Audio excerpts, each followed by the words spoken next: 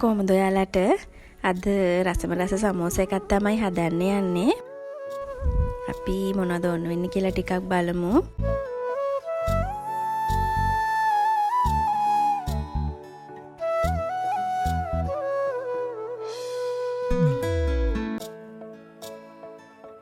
මේ තියෙන්නේ පාන් පිටි. තියෙන තම්බාගත් අල, ලුණු, ඉඟුරු, අමු මිරිස්, සූදුරු ඇට ටිකක් ඕනේ අපිට.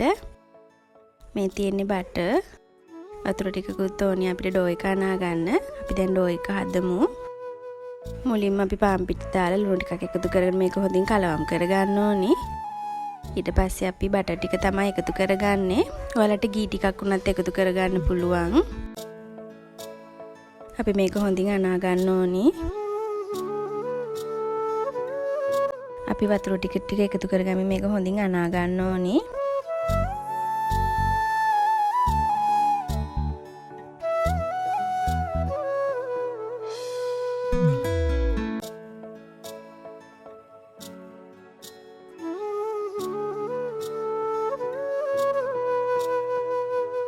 අපි දැන් ඩෝ එක හදාගෙන ඉවරයි. අපි මේක පැය භාගයක් විතර වහලා තියමු. දැන් පිරෝම හදාගමු. මේ තියෙන්නේ අල. අපි අල ටික හොඳින් පොඩි කරගන්න ඕනේ.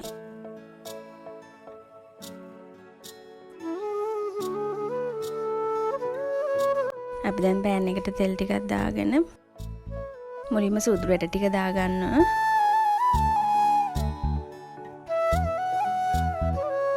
අපි කරපිංච ටිකකුත් දාගමු. අපි ඉඟුරු ටිකයි එනසල් කුරු චුට්ටකුත් එකතු කරගන්න ඕනේ මේකට. ලුණු ටික අපි දාගමු.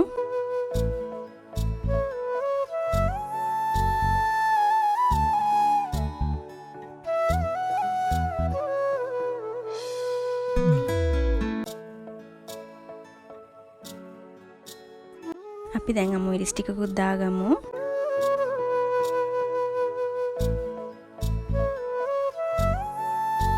දැන් මේකට කහ කුරු ටිකකුයි මිරිස් කුරු ටිකකුත් ගරම් මසාලා ටිකකුත් දාගත්තා මං. ඔයාලා රස අනුව ලුණු ටිකකුත් එකතු කරගන්න. දැන් මේක හොඳින් බෙදෙන්න ඕනි.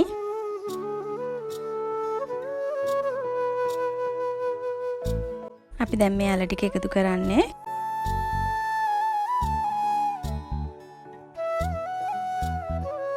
අපි දැන් මේක හොඳින් කලවම් කරගන්න ඕනි.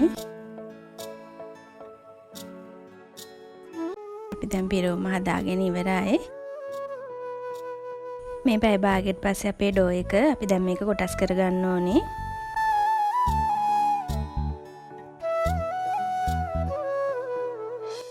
මුලින්ම අපි මේක කොටස් දෙකකට කපා ගමු.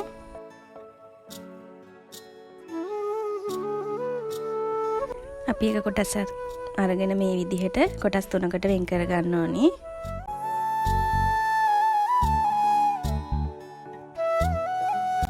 අපි දැන් මේක රවුම් හැඩයට හදාගෙන මේ විදිහට තුනී කරගන්න ඕනේ.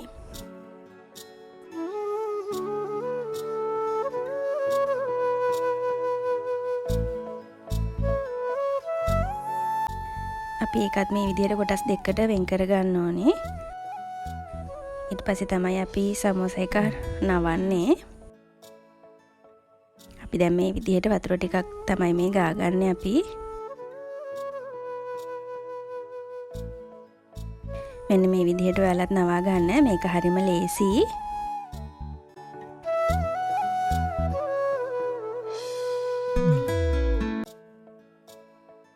අපි දැන් මේකට පිරෝම එකතු කරන්න ඕන අපි හදාගත්තේ.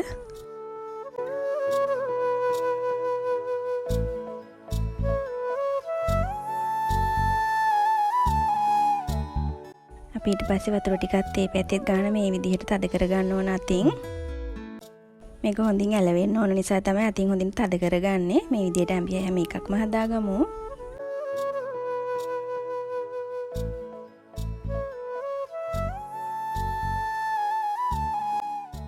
ඊළඟට අපි මේක දැන් බදින්න තමයි හදන්නේ. මේ විදිහට තෙල් ටිකක් හොඳට රත් වෙන්න අරින්න. අපි දැන් බෙදගමු. මේක රන්වන් පාට වෙනකන් ඔයාලා බෙද ගන්න ඕනේ. දෙපැත්ත හොඳින් කරවෙන්න.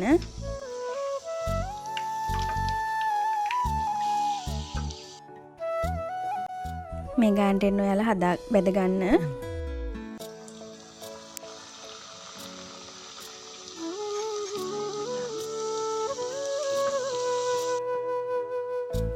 බලන්නකෝ දැන් අපයි හදාගත්ත සමෝසා ටික කොහොමද කියලා.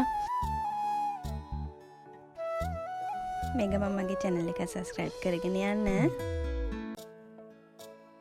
නැවතත් මේ වගේ රසවත් වීඩියෝ එකකින් හමු වෙමු. ඔයාලා හැමෝටම සුබ දවසක්.